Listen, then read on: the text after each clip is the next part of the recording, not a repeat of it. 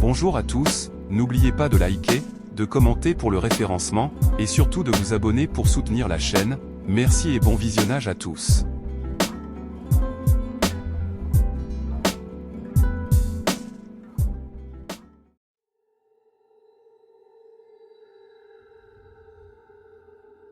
Quand j'étais étudiante en soins infirmiers, je vivais dans un logement spécifiquement pour les étudiants en soins infirmiers et en obstétrique.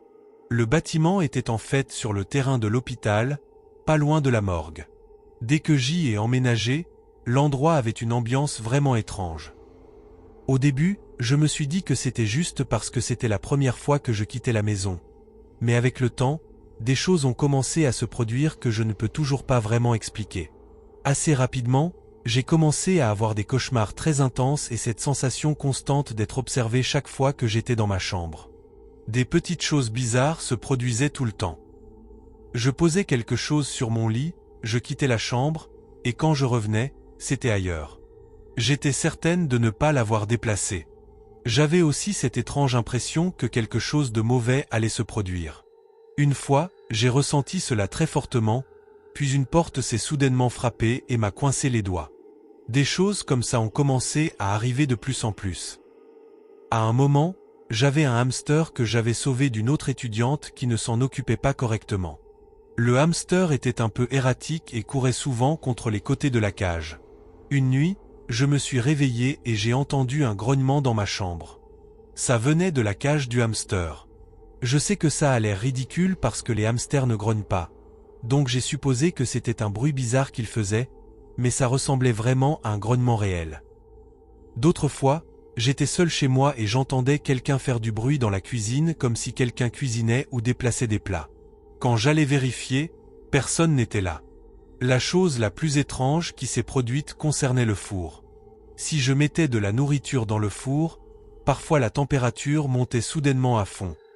Je savais que je ne l'avais pas touché. À un moment donné, j'en ai parlé à 2 filles avec qui je vivais, avec qui je ne m'entendais pas vraiment, et elles m'ont dit qu'elles avaient eu le même problème et pensaient que c'était moi. Mais cela s'était produit quand elles étaient sorties et que j'étais seul chez moi, donc ce n'était pas elles. Les cauchemars continuaient à s'aggraver. Chaque fois que je rentrais chez moi pour les vacances et que je revenais à l'appartement, dès que je mettais les pieds par la porte, j'avais ce horrible sentiment d'anxiété comme si quelque chose n'allait pas. Lors d'un stage en soins intensifs, j'ai mentionné une partie de ça à ma mentor. C'était une infirmière d'âge moyen qui semblait très normale et pas du genre à inventer des histoires bizarres. Quand je lui ai dit où je vivais, elle a immédiatement reconnu le bâtiment. Elle a dit qu'elle y avait effectivement vécu elle-même des années auparavant, quand le personnel était autorisé à y rester. Elle m'a dit qu'une fois, elle avait déposé une plainte parce qu'elle entendait toujours quelqu'un courir dans l'appartement au-dessus du sien tard dans la nuit. Quand elle l'a signalé, le bureau lui a dit que personne ne vivait dans cet appartement. Une autre fois, elle avait une amie en visite. Elles étaient debout dans la cuisine et ont toutes deux vu une femme vêtue de blanc du coin de l'œil. Quand elles se sont retournées pour regarder correctement, elle avait disparu. Elle a dit que ça ressemblait à une femme portant quelque chose comme une chemise de nuit blanche. L'expérience la plus terrifiante que j'ai eue s'est produite peu de temps avant que je ne déménage.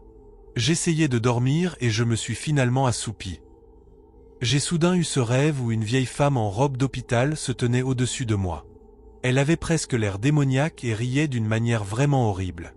Dans le rêve, elle a dit qu'elle allait me prendre quelque chose. Je me suis réveillé immédiatement après ça et je ne pouvais pas bouger. J'avais une paralysie du sommeil complète et ce même sentiment de dread comme si quelque chose était encore là. Après ça, je dormais avec la lumière allumée chaque nuit. J'étais censé quitter le logement plus tôt, mais j'avais échoué à une unité et dû rester quelques mois de plus. Pendant tout le temps où j'y étais, j'avais ce horrible sentiment que je ne partirais jamais, comme si quelque chose dans cet endroit ne voulait pas que je m'en aille. Je parlais souvent de cela avec d'autres étudiants qui confirmaient aussi ressentir l'énergie négative là-bas.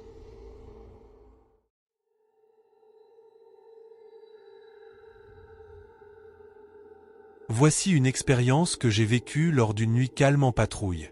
Alors que je patrouillais de nuit, mon sergent était doué pour nous occuper, transformant les nuits lentes en jeu. Il organisait ce qu'il appelait le défi des post-it, en plaçant un post-it sur la vitrine d'un commerce au hasard que nous devions trouver entre les appels. C'est lors de l'une de ces nuits, vers 2 heures du matin, que j'ai commencé à éclairer les ruelles et à braquer mon projecteur sur chaque bâtiment que je passais, conduisant lentement dans les rues et me concentrant sur chaque mouvement. Quand je suis arrivé du côté nord de la ville, je me suis approché d'un vieux magasin de silencieux. Plus je m'approchais, plus mon estomac se nouait, quelque chose ne semblait pas normal. Alors que j'arrivais devant, ma voiture de patrouille avançait presque au ralenti pendant que je plissais les yeux à travers le teint noirci et sale des fenêtres. Puis j'ai vu quelque chose, une silhouette masculine passant lentement près d'une fenêtre sur le côté droit du bâtiment. J'ai demandé des renforts et j'ai gardé un visuel sur la porte d'entrée jusqu'à l'arrivée de l'équipe de soutien. Avec 3 autres agents, nous avons vérifié le périmètre et constaté que la porte d'entrée n'était pas sécurisée. Au moment où je suis entré, j'ai été frappé par une forte odeur métallique, le parfum du sang. Nous avons inspecté la majeure partie du bâtiment, rien ne semblait dérangé ou hors de place. Mais lorsque nous sommes arrivés dans le bureau arrière, nous avons trouvé un homme affalé sur le bureau, un Glock dans sa main droite. Il était clair qu'il était mort depuis un certain temps, car la rigidité cadavérique avait commencé à s'installer. La pensée de cette silhouette me hantait. Qui était-ce ? Lors d'une seconde recherche, j'ai remarqué une caméra au-dessus du classeur. Après avoir obtenu l'accès aux images d'un contact commercial que nous avions dans nos dossiers, j'ai dit au détective ce que j'avais vu. Et effectivement, c'était juste lui. Il était venu dans l'entreprise plus tôt ce jour-là, seul, avait déverrouillé la porte et avait mis fin à ses jours. Personne d'autre n'était visible sur la vidéo. Lorsque le médecin légiste est arrivé, une note a été récupérée dans sa poche adressée à sa femme, demandant pardon. Je n'ai pas pu dormir ni emprunter cette route pendant longtemps. Cette nuit-là a changé quelque chose en moi. Logiquement, je sais que la vidéo ne montrait que lui, seul. Chaque partie rationnelle de mon esprit accepte les faits. Certains pourraient parler d'un esprit persistant, ou juste d'une tournure de perception inexplicable. Mais quoi que j'ai vu et ressenti cette nuit-là m'a guidé jusque-là.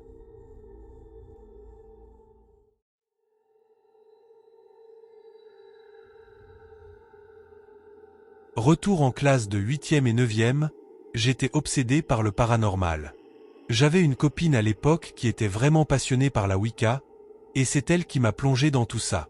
Avant longtemps, on jouait avec une planche Ouija tous les jours. Après environ un mois d'utilisation régulière, elle a commencé à s'identifier de la même manière chaque fois. On demandait avec qui parlons-nous, et la réponse était toujours elle lui. Au début, on n'avait pas vraiment peur. On était juste des gamins. Mais LUI est finalement devenu hostile.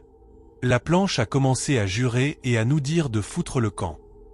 Un jour, je me suis bizarrement mis en colère et j'ai simplement renversé la planche de la table en plein milieu de la séance. J'ai arrêté de jouer un moment après ça. Mais les choses ne se sont pas arrêtées. Quelques semaines plus tard, je travaillais de nuit chez Walmart, à remplir les rayons.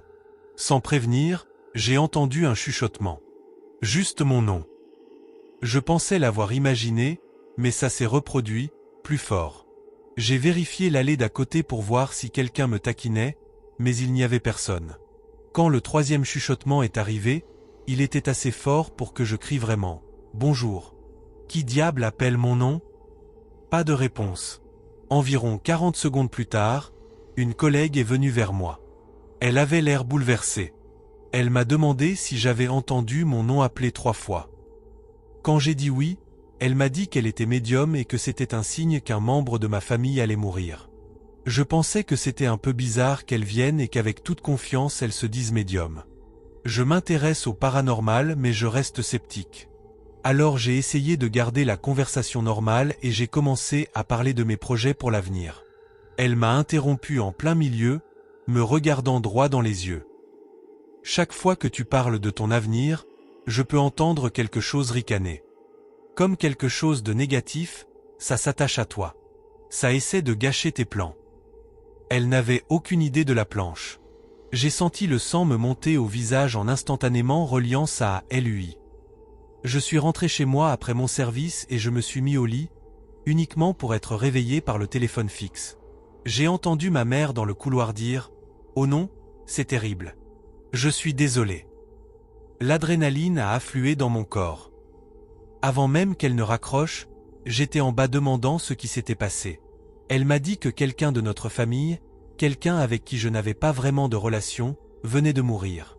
J'étais à 2 doigts de défaillir, mais l'expérience chez Walmart m'a honnêtement beaucoup plus intrigué. Même si c'était terrifiant, le fait que tout soit confirmé comme ça ne faisait que me donner envie de pousser plus loin. J'ai invité mon meilleur ami et ma copine à jouer dans le sous-sol de mes parents. C'était la dernière fois que j'ai joué pendant plusieurs années. C'était en plein jour et personne n'était à la maison, on avait joué depuis environ 20 minutes. Soudain, nous avons commencé à sentir la saucisse de petit déjeuner frémir. C'était indiscutable et complètement hors de propos. On a demandé à la planche si c'était lui et elle a dit oui. Mes parents sont rentrés plus tard et nous ont préparé le dîner. On a fait une pause pour manger, puis on est retourné dans le sous-sol pour jouer. On poussait vraiment les limites, demandant à la planche de prouver qu'elle était là. On lui demandait de nous toucher et on se déplaçait dans la pièce en essayant de sentir des zones froides. Finalement, ma copine et moi avons accepté de pousser un peu plus loin, et j'ai demandé à la planche si elle pouvait la posséder. La planchette s'est déplacée plus vite que je ne l'avais jamais vue. Oui. Puis, elle a commencé un compte à rebours. 3, 2, 1. L'ampoule au-dessus de nos têtes a commencé à bourdonnement, puis à clignoter, puis elle s'est éteinte. On était dans l'obscurité totale. J'ai crié de toutes mes forces et j'ai couru à l'étage. Quand je suis arrivé dans le salon où mon père regardait la télé, j'ai vu le ciel à travers la grande fenêtre s'illuminer d'un blanc éclatant. Le transformateur de la rue avait explosé. Je ne sais pas comment ça fonctionne, mais dans ma tête, le transformateur qui explose devrait être la cause des lumières qui s'éteignent. Mais l'ampoule au-dessus de nous a bourdonné et est morte en premier, et puis comme 15 secondes après qu'on soit déjà monté, le transformateur a pété. Mon pote était toujours en bas à jurer parce qu'il avait essayé de courir mais s'était éclaté contre un mur dans le noir. Dans la panique du moment et en essayant d'expliquer le chaos à mes parents, j'ai un peu oublié ma copine. Environ 20 secondes plus tard, elle est montée les escaliers tranquillement. On aurait dit qu'elle n'avait pas du tout compris pourquoi il y avait autant de bruit. Il n'y avait pas une once de peur en elle. Elle m'a dépassé, et d'une voix plusieurs octaves plus grave que la sienne, elle a murmuré quelque chose de glaçant juste à moi. J'ai dit quoi? Et elle m'a juste regardé et dit quoi? Avec sa voix normale, agissant comme si elle n'avait rien dit. Puis elle a fait exactement la même chose à mon pote. Je lui ai dit qu'elle devait rentrer chez elle, elle habitait au coin de la rue, et elle est rentrée chez elle. Mon pote et moi, avec qui je suis toujours ami aujourd'hui, avons essentiellement dormi avec la lumière allumée pendant un mois et j'ai même fui de chez moi cette nuit-là parce que j'étais trop flippé. Mes parents m'ont dit plus tard que c'était juste une coïncidence. Le vent a fait tomber une branche dessus. J'ai accepté ça. Cependant, il y a environ 10 ans, lors d'une réunion de famille, ça en a été discuté. Ils ont dit qu'il y avait juste une coïncidence pour me calmer, qu'il n'y avait pas de vent cette nuit-là.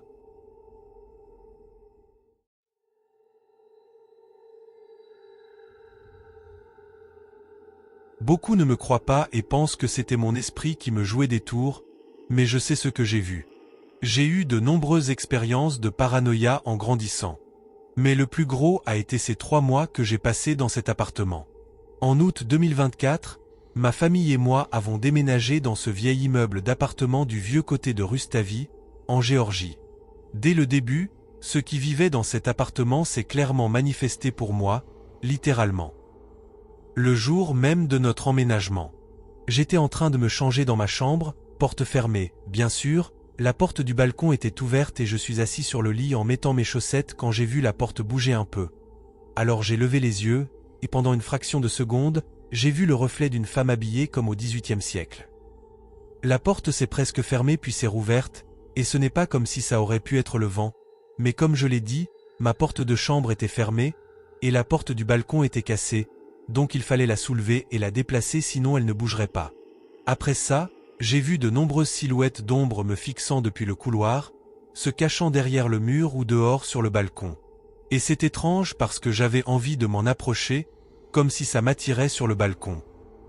Mais le plus agaçant, c'était des coups venant de l'intérieur d'une armoire, chaque fois que je m'endormais, ça me réveillait. Je peux comprendre si c'était mon esprit une fois ou deux, mais pendant des jours, des heures, chaque jour? Nous avons fini par déménager après 3 mois. Jusqu'à présent, dans l'appartement où je vis maintenant, la seule chose qui s'est produite, c'est mon dentifrice qui a été jeté à travers la salle de bain devant moi et une bouteille de shampoing qui a été renversée de l'étagère. Qu'en pensez-vous? Était-ce juste mon esprit? Ou quelque chose est-il attaché à moi? Parce que j'ai vécu des événements paranormaux dans chaque endroit où j'ai habité.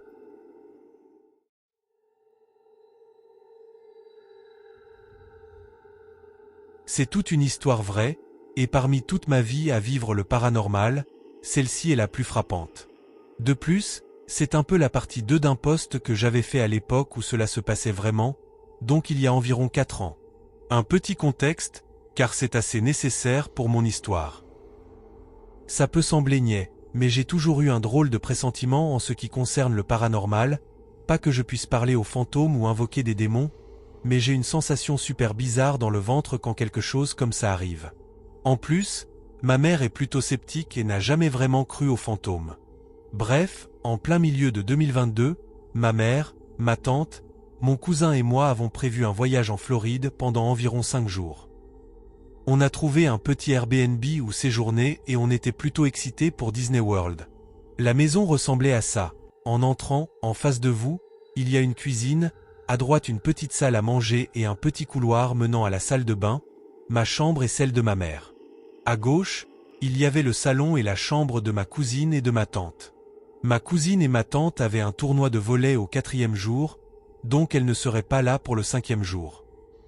Le premier jour, rien d'étrange n'est arrivé, pas de sensations étranges, rien. C'est le 2e jour que le premier événement bizarre s'est produit. Vers 23 heures, je pensais être la dernière à être réveillée dans la maison, tout le monde étant fatigué de la longue journée qu'on avait eue. Juste au moment où je commençais à m'endormir, j'ai commencé à entendre quelqu'un appuyer sur les boutons du micro-ondes. J'ai pensé que ma cousine réchauffait ses restes du dîner, donc j'ai laissé passer, mais le micro-ondes ne s'allumait pas, seuls les boutons étaient en train d'être pressés. J'ai pensé que j'imaginais des choses et je me suis couché. Le matin du 3e jour, en conduisant vers un des parcs Disney, j'ai demandé qui avait joué avec le micro-ondes la nuit précédente. Il s'est avéré que personne n'était sorti de sa chambre de toute la nuit. Cependant ma cousine a entendu la même chose et était énervée car le bip constant l'avait réveillée. On a relevé le côté creepy et on a continué notre journée. Quand la journée s'est terminée, on est rentré, il faisait tard et j'étais la dernière encore éveillée. Vers 22 heures, j'ai commencé à entendre un léger coup sur le mur derrière mon lit. J'ai pensé que c'était des voisins, alors je n'y ai pas beaucoup réfléchi, jusqu'à ce que j'éteigne la lumière pour aller dormir. En étant allongé là, j'ai vu une orbe blanche sortir lentement du coin de la porte et se diriger vers le milieu de la pièce, juste pour revenir d'où elle venait. J'ai failli m'uriner dessus et j'ai décidé qu'il était temps de dormir avec la lumière allumée. Après avoir allumé les lumières, les coups ont recommencé, mais cette fois, ils venaient clairement du mur connecté à la salle de bain, ce qui a démystifié ma théorie des voisins. Les coups ont continué depuis le mur derrière moi et le mur de la salle de bain. J'entendais aussi les boutons du micro-ondes être pressés à nouveau. Une fois que ça a commencé à se calmer un peu, j'ai enfin pu aller me coucher. Il était environ 2 heures du matin à ce moment, donc ça a duré constamment pendant environ 4 heures. Le lendemain était le 4e jour de notre voyage. J'ai décidé de raconter à tout le monde ce qui s'était passé et ce que j'avais vu, mais tout le monde, y compris ma mère, m'a ignoré. Donc j'ai décidé de rester silencieuse à ce sujet le reste de la journée. Quand est venue la nuit, ma cousine et ma tante avaient quitté l'Airbnb. Ma mère a commencé à me croire. Alors qu'il devenait de plus en plus tard, probablement vers 20 heures. J'ai entendu le léger bruit de coups venant de derrière mon lit, et j'ai décidé d'aller m'asseoir dans la chambre de ma mère avec elle, mais les coups continuaient depuis la salle de bain, suffisamment forts pour que ma mère et moi entendions. Finalement, les coups semblaient venir de chaque pièce de la maison, bien que très faiblement, et je dois ajouter que j'avais la pire sensation dans le ventre que j'ai jamais ressentie. Ça a vraiment commencé à nous faire flipper, ma mère et moi. Le point de non-retour a été quand une bouteille qui se trouvait dans la chambre alors vacante a été lancée assez fort pour que ma mère et moi l'entendions à l'autre bout de la maison, environ 9 mètres.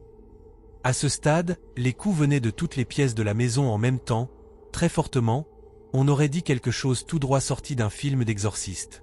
Donc, on a décidé de faire nos valises et de prendre un hôtel pour la nuit. En apportant mon sac de sport au salon, j'ai entendu des pas très forts et évidents derrière moi, ça ressemblait à quelqu'un marchant juste sur mes talons. Mais le moment le plus troublant de toute cette expérience a été quand j'ai pris mon sac de sport et que j'ai déclaré « D'accord, nous partons ». Silence mortel, les coups se sont arrêtés, cette horrible sensation de peur a disparu, et on est parti pour un hôtel.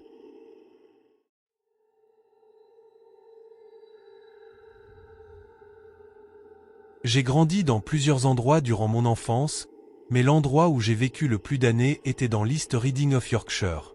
Pendant les 9 années où j'y ai vécu, je n'ai eu qu'un seul phénomène mystérieux, et potentiellement paranormal, dont je peux parler, et cela s'est passé dans un endroit appelé Fort Paul. Le Fort Paul est une ancienne batterie de canons transformée en musée, située le long de l'estuaire Humber, juste à l'extérieur de la ville de Hull. Le fort a été construit à l'origine par le roi Henri VIII au XVIe siècle et a une longue histoire militaire, allant de la guerre civile anglaise à la fois aux 2 guerres mondiales. Cependant, malgré cette longue histoire, le Fort Paul est maintenant connu pour être un endroit très troublant et hanté. J'ai visité Fort Paul pour la première fois avec ma famille lorsque j'avais environ 13 ans. J'ai toujours été passionné d'histoire, donc j'étais très excité d'y aller pour la première fois. Cependant, ce n'était définitivement pas ce à quoi je m'attendais. Le fort avait l'air très délabré, et les attractions étaient vieilles et commençaient à se dégrader, surtout les mannequins en cire vêtus de vêtements historiques. Je me souviens qu'un membre du personnel a dit que le musée avait du mal à s'en sortir à cause d'un financement insuffisant. En explorant les vieux bunkers militaires du fort, j'avais pris de l'avance sur ma famille qui prenait trop de temps pour regarder les attractions, quand je suis soudainement tombé sur l'entrée d'un tunnel souterrain. En descendant les marches, j'ai trouvé que les murs ronds et blancs du tunnel étaient très claustrophobes, et que chaque pas que je faisais était suivi d'un écho fort et ininterrompu. Aussi dérangeant que je trouvais ce tunnel visuellement, la chose la plus étrange à propos de celui-ci était qu'à chaque pas résonnant que je faisais, j'avais l'impression qu'il y avait une autre présence ici avec moi. À tel point que j'avais très peur d'atteindre l'autre côté du tunnel comme si je le faisais, quelque chose ou quelqu'un allait me saisir. J'ai finalement atteint l'autre bout du tunnel, mais ce n'était que lorsqu'un autre visiteur, un homme âgé, s'est joint à moi. Bien que je me sentais maintenant suffisamment courageux pour errer dans le tunnel avec ce visiteur, la présence inconnue que j'avais ressentie la première fois était encore tout autour de moi. Eh bien, une fois arrivé à l'extrémité du tunnel, où il y avait une exposition d'artefacts de la période Tudor élisabéthaine, je suis alors rapidement ressorti du tunnel, un peu effrayé, et suis remonté à la surface. Avant d'écrire cette expérience, j'ai fait quelques recherches sur Fort Paul, juste pour savoir si d'autres visiteurs avaient eu des expériences similaires. Je ne savais pas, mais le fort a apparemment une longue réputation d'être hanté, et a été investigué par de nombreux groupes paranormaux, chasseurs de fantômes et même présenté dans des émissions de télé paranormales. Il existe plusieurs histoires de fantômes troublantes qui ont émergé de Fort Paul. Du fantôme d'un aviateur de la RAF qui hante l'un des avions, à l'ancienne voiture de chemin de fer du fort, où d'autres affirment également avoir vu une femme en vêtements de l'époque victorienne. Peut-être que l'histoire de fantôme la plus troublante provenant de Fort Paul est celle du soldat.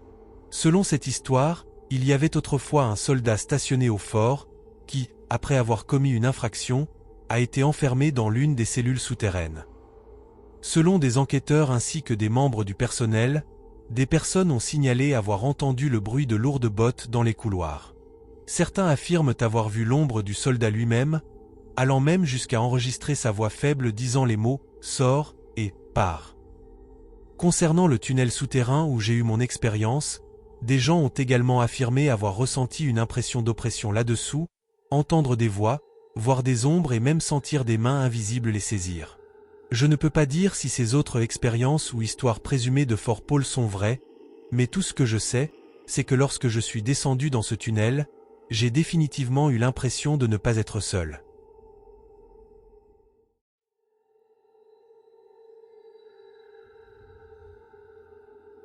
J'avais 14 ans.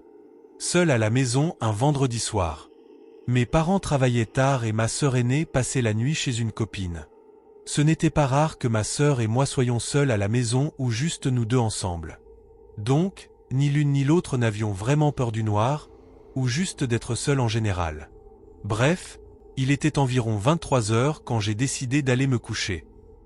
Je suis monté dans mon lit superposé du haut et j'ai éteint la lumière, et quand j'ai fini de m'installer confortablement, j'ai remarqué que j'avais laissé la lumière de la salle de bain allumée. À ce stade, tout le monde dans ma famille dormait avec les portes ouvertes, et la salle de bain était juste en face de ma chambre, donc la lumière était super vive, elle éclairait pratiquement tout l'étage. C'est à ce moment-là que je suis descendu de mon lit superposé, puis j'ai regardé la salle de bain, et je l'ai vue. J'ai vu une grande silhouette sombre sortir de la salle de bain en attrapant le haut du cadre de la porte et en se baissant en dessous, puis en se tournant lentement vers la chambre de ma sœur. Où il a de nouveau attrapé le haut de la porte, s'est baissé en dessous et est entré dans sa chambre. Cette interaction a duré environ 10 secondes, et à ce jour, c'est la chose la plus claire que j'ai jamais vue. C'était si lumineux, et bien que j'étais fatigué, je ne peux pas imaginer que mon esprit ait simplement inventé ça. J'étais tellement terrifié que j'ai figé sur place et je n'ai pensé qu'à retomber lentement sur mon lit et à regarder à travers une fissure entre mon lit et le cadre dans la chambre de ma sœur. En attendant qu'il ressorte. Je suis resté là et j'ai juste attendu que mes parents rentrent à la maison. J'avais tellement peur d'être seul que je ne savais pas quoi faire.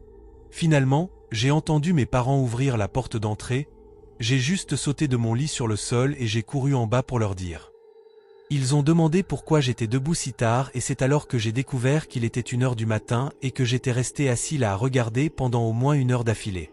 Je leur ai tout dit, mais ils ne m'ont pas cru du tout. J'ai fini par garder la porte de ma chambre fermée cette nuit-là et à partir de ce moment-là. Ma sœur a fait de même le lendemain après que je lui ai raconté l'histoire. Quand on résume. Ouais, un gamin de 14 ans était seul à la maison tard le soir et a vu quelque chose de flippant. On dirait rien, je suppose. Mais je n'oublierai jamais l'image de ce à quoi ça ressemblait. Tout dans ce moment était si clair, je me souviens de la terreur qui m'a traversé si vite que je n'arrivais pas à bouger. Ça fait 10 ans et je ne crois toujours pas aux fantômes, à l'au-delà ou quoi que ce soit. Je ne peux juste pas expliquer ce que ça aurait pu être d'autre.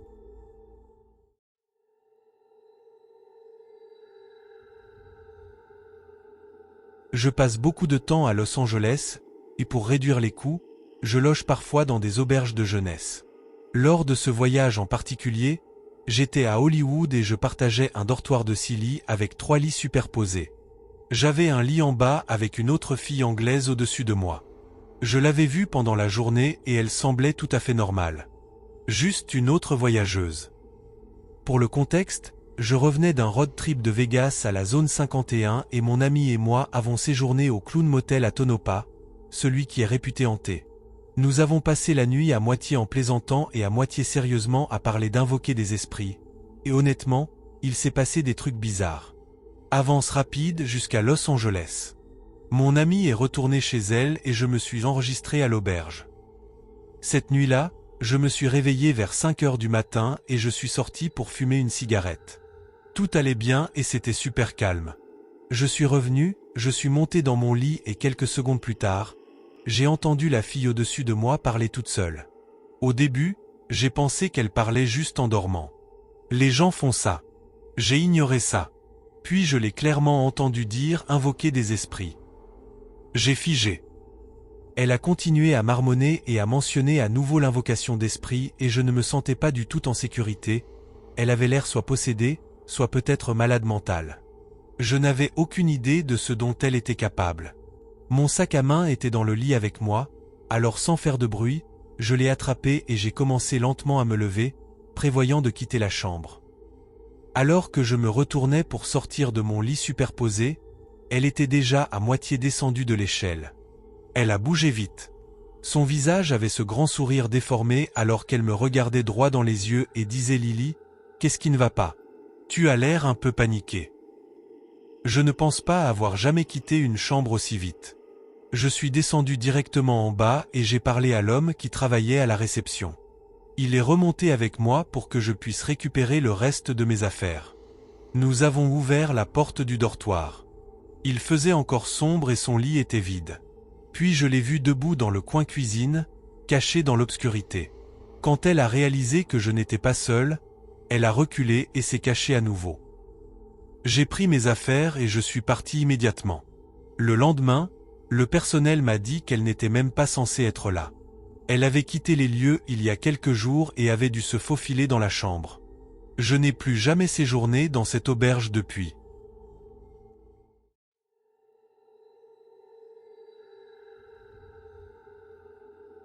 Je bosse comme homme d'entretien dans un immeuble. Un de nos locataires se plaignait sans arrêt d'entendre des coups sur ses murs la nuit. La dame qui était en fait dans l'autre pièce a toujours nié que ce soit elle. Comme il n'y avait aucune preuve, on ne pouvait rien faire. Ça, et la personne qui se plaignait était connue pour ne pas être complètement saine d'esprit. Ce complexe d'appartements était réservé aux personnes âgées et aux personnes atteintes de troubles mentaux, donc ce n'était pas rare. Finalement, la dame qui habitait à côté a déménagé, et c'est mon boulot de nettoyer l'endroit. La plupart des jours où j'y allais, tout était normal. Mais un des jours où je finissais, il s'est passé quelque chose, et je n'arrive toujours pas à trouver une explication logique. Ce jour-là, quand je suis entré dans la pièce, j'ai senti un frisson me parcourir l'échine. Il ne faisait pas vraiment plus froid dans la pièce, mais mon corps se sentait quand même froid dès que je suis entré. C'était comme s'il y avait une pression sur moi tout le temps. J'ai bossé comme ça toute la journée, en m'attendant à ce que ça finisse par passer, mais ça n'est jamais vraiment parti. Maintenant, si ça avait été tout ce qui m'était arrivé, j'aurais mis ça sur le compte du fait que je ne me sentais pas très bien ce jour-là. Des trucs similaires à ça se sont déjà produits. Ce n'est qu'à la fin de la journée que quelque chose de vraiment bizarre s'est passé. Pour mieux expliquer ça, il faut que vous connaissiez l'agencement des pièces. La porte d'entrée de la pièce qui donne sur le couloir a un espace d'environ 1 centimètre en bas. Suffisamment pour que je puisse y glisser ma main en dessous, mais pas complètement. Les fenêtres de la pièce sont également du côté nord du bâtiment, où le soleil arrive rarement. Il y a généralement une grande ombre de ce côté du bâtiment à cause de ça. Bref, je sortais mes outils et mes affaires de l'appartement. Quand j'étais sorti de l'endroit de quelques pas, j'ai ressenti l'envie de regarder en arrière. Je ne sais pas pourquoi j'ai ressenti cette envie, mais je l'ai ressentie. Quand j'ai regardé en arrière, j'ai gelé. Sous la porte, je pouvais voir l'ombre de ce qui ressemblait à 2 pieds debout devant la porte. On ne verrait cette ombre que si quelqu'un était à quelques mètres de la porte. Évidemment, il n'y avait personne là-dedans, j'avais bossé là toute la journée. J'ai essayé de me dire qu'il devait y avoir quelque chose dans la pièce ou à l'extérieur qui se reflétait dans la pièce comme ça. C'est-à-dire, jusqu'à ce que je voie les jambes commencer à bouger comme si elles s'éloignaient. Je suis heureux de dire que je n'ai pas fait ce que la plupart des gens feraient, je suis parti d'un pas vif. Je suis finalement retourné plus tard, non pas pour vérifier la pièce, mais pour vérifier la zone extérieure. Je pensais que quelqu'un avait dû passer devant la fenêtre à l'extérieur et que c'est ce que j'avais vu. Mais vous vous souvenez comment j'ai expliqué l'agencement du bâtiment ? L'ombre de quelqu'un n'aurait pas pu se refléter à l'intérieur. Le soleil était haut dans le ciel à ce moment-là, et l'ombre était toujours très présente à cause du toit en surplomb. Le soleil n'aurait pas été derrière celui qui aurait été là, donc ça ne pouvait pas être ça.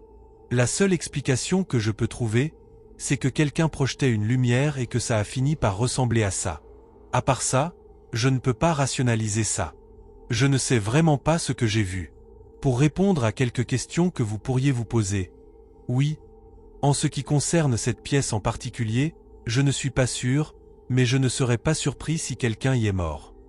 Et non, le gars qui s'est plaint au début ne s'est plus plaint depuis. Qui sait, peut-être que le fantôme était validiste et n'aimait pas la dame qui y habitait. Elle avait perdu ses jambes, donc elle était toujours en fauteuil roulant. C'est presque ironique que ce soit les jambes que j'ai vues.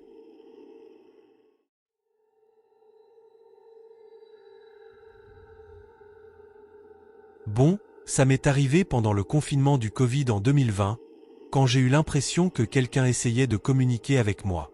D'abord, pour le contexte, j'habitais avec ma mère dans un immeuble où l'un des appartements était considéré comme hanté. L'immeuble avait 3 étages, on habitait au rez-de-chaussée, avec 4 appartements à chaque coin et un espace vide au centre. L'appartement exactement en diagonale d'une autre était celui qui était censé être hanté. Maintenant, venons-en à l'histoire principale. C'était le 7 octobre 2020. Je jouais à des jeux sur mon téléphone portable pendant que ma mère regardait la télé.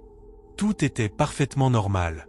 Je me suis levé, j'ai regardé l'heure, il était 23h35, et je suis allé vers la salle de bain. Mais au moment où j'ai ouvert ma porte, j'ai entendu quelque chose de très particulier, quelque chose que je ne peux pas vraiment expliquer. C'était comme un bruit, mais aussi, rien en même temps. J'ai ignoré ça et je suis allé à la salle de bain. Ça faisait à peine 30 secondes quand soudain ma voisine d'à côté a commencé à crier. Tout le monde est sorti en courant de chez lui. La dame était extrêmement terrifiée. Elle a dit que pendant qu'elle nettoyait sa chambre, elle a vu une silhouette apparaître dans un coin, la fixant, et puis elle a juste disparu. Elle venait juste d'emménager dans cet appartement, donc elle n'était au courant de rien de tout ça. Mais ce n'est pas tout. Si les choses s'étaient arrêtées là, tout aurait été parfait. Mais non. Exactement 7 jours plus tard, alors que je travaillais sur quelque chose, j'ai soudainement entendu ce même bruit particulier. Immédiatement, j'ai regardé l'heure. Il était exactement 23h35 à nouveau. Tout était presque pareil. J'ai couru vers ma porte, et cette fois j'ai entendu un autre voisin crier. Il est sorti en courant, et tout le monde s'est rassemblé à nouveau. Il a dit qu'il avait vu quelqu'un debout près de la porte de sa chambre. Dès qu'il s'est levé, ça a couru vers la porte principale et a disparu dans l'air. Après ça, il ne s'est plus rien passé tant qu'on a habité là, environ 1 an de plus. Qu'est-ce que c'était, et pourquoi ça faisait ces choses, ça reste flou. Mais je sais une chose, on aurait dit que ça essayait de dire quelque chose.